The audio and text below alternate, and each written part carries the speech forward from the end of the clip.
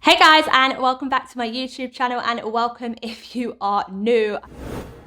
I feel like I'm in some TV setup because this isn't normally my usual spot to do videos.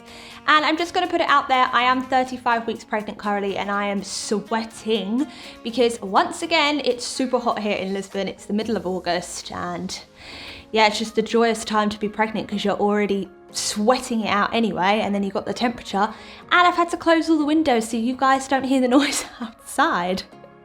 But let's dive into this video of the do's and don'ts for exercise during pregnancy.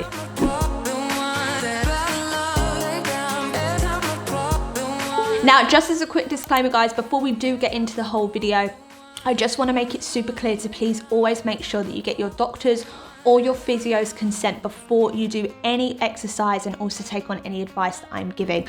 I'm not actually trained in prenatal, but I do work with a physio, and everything that I've done, I have got her consent to move forward in when I am doing my exercises. Every woman is totally different, every pregnancy is different, so it's always best that you get yourself checked out before you take on any advice.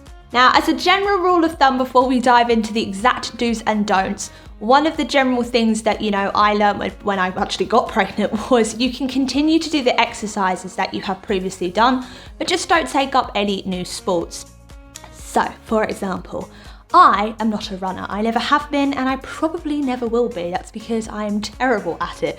But now that I am pregnant, I'm not going to start taking up running and go and do a marathon because that's something that my body's not used to, and it's not going to help the child. So it's best to stick to things that you have done prior to getting pregnant. They're normally okay to do as you're in your pregnancy, but obviously as you go along in your trimesters, you will have to do certain modifications. But again, it's always best to get yourself checked out. Now, let's dive into those do's and don'ts. So let's just start with oh my God, my baby's kicking. Let's just start with the don'ts to begin with. So number one is don't exercise to exhaustion. Now this means don't exercise to the point that you're really pushing yourself, you're completely out of breath and you feel tired. They normally say that when you exercise, you want to take it to about 60-70%. That should be your absolute capacity, and then you should definitely bring it down. Now, one of the things that I learned when I was doing my research when I got pregnant, when I was exercising, was the breath test. Now, when I'm doing a routine, say for example at home, if I could still manage to hold a conversation and talk with my partner or a friend, it means that I'm actually at a good pace. If I'm finding it very difficult to breathe and I'm going trying to catch my breath, it means that I'm taking it too far and you need to bring it down a notch. So, like I said, don't exercise to exhaustion. Tip number two is don't do any sports where there's a risk of falling. So for example, I mean like horseback riding or skiing. The chances of you falling are a much higher probability than you doing something like yoga or Pilates. And obviously we don't want to put any risk to yourself or the baby, so it's best not to do exercises with those risks. Number three is don't do any jerky or bouncy movements. Now, this is something that I learned when I got into probably about the second trimester. So that was doing exercises where I couldn't physically jump anymore, and that's because of the pelvic floor. Now, not only is it going to get uncomfortable as you get bigger anyway, and trust me, you're probably not going to want to move around that much because I know I certainly don't. You actually don't want to be jumping too much because of your pelvic floor anyway. So just make sure that you're avoiding any sort of jerky movements or jumping routines. Also, I was told to avoid too much twisting of the abdomen because you don't obviously want to stretch your linea alba too much.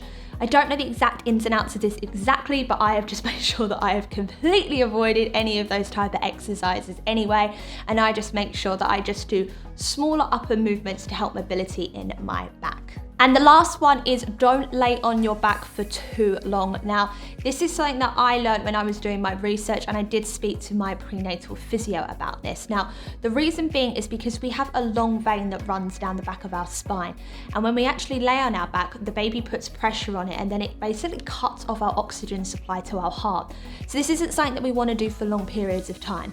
Now, when I do exercise with my physio, there might be a couple of seconds where I'm laying on my back, but she is monitoring me the entire time. If you are on your own, I highly advise not to be laying on your back, but again, you will need to speak to a physio or your doctor about this. But the general rule of thumb here, guys, is not to lay on your back for long periods of time, whether that's sleeping or whether it's exercising on the floor. You're always best to lay on your side, preferably the left. I think it's all right to lay on the right, but preferably the left is the safest side. Now, let's get into the fun stuff of what you can do and what you can actually do exercising when you are pregnant. So let's dive into these tips now, guys. Now, tip number one, I'm just going to say it again to make it blatantly obvious, is always speak to your doctor or physio when you are doing your workouts. I actually get checked on a weekly basis with my current physio. That's because obviously as your pregnancy progresses, a lot changes. You grow a lot in a week. I mean, my belly is growing non-stop, especially now in the third trimester. So it's good to always get assessed and make sure that you're doing things that are okay for you and your child. So please make sure you're always getting advice from them. Second is do make sure that you are doing your Kegel exercises as well as breathing. Now, Kegel exercises are so important for your pelvic floor. It's super easy to do. There's tons of tutorials on it online. If you guys want me to talk a little bit more in depth about it, more than happy to do so. But basically, you just want to imagine that you're drawing up everything from below, you're sucking it up into your body, and then you're relaxing. This is going to help to really strengthen your pelvic floor and give you more of a chance after you've had your baby to get that pelvic floor stronger. So my advice is just to practice it once a day, just to begin with, hold for 10 seconds and then let it go. It's honestly going to help you so much after you've had the baby. The second point within that was making sure that you're doing your breathing exercises. Now, this is something that I picked up when I was in the second trimester to help not only with my core strength, especially the transverse abdominis, but it's also going to help me when I'm actually in delivery giving birth. Now, again, I am more than happy to do a video on this, but again, in this video, you can see here in the demonstration, it's just about really imagining that you're hugging your baby, you're sucking everything in, you're holding it as well as your pelvic floor, and then you're letting everything drop and rest. That's gonna, again, really help you guys after you've had the baby, and it also helps keep those core muscles intact without having to do any abdominal exercises. Number 3, leading on to those breathing exercises is making sure that you're breathing correctly during your exercises. Now, this is vital because you wanna make sure not only are you getting enough oxygen into your body and your baby, you wanna make sure that you're actually slowing down your movements and making sure that your performance and your posture is correct.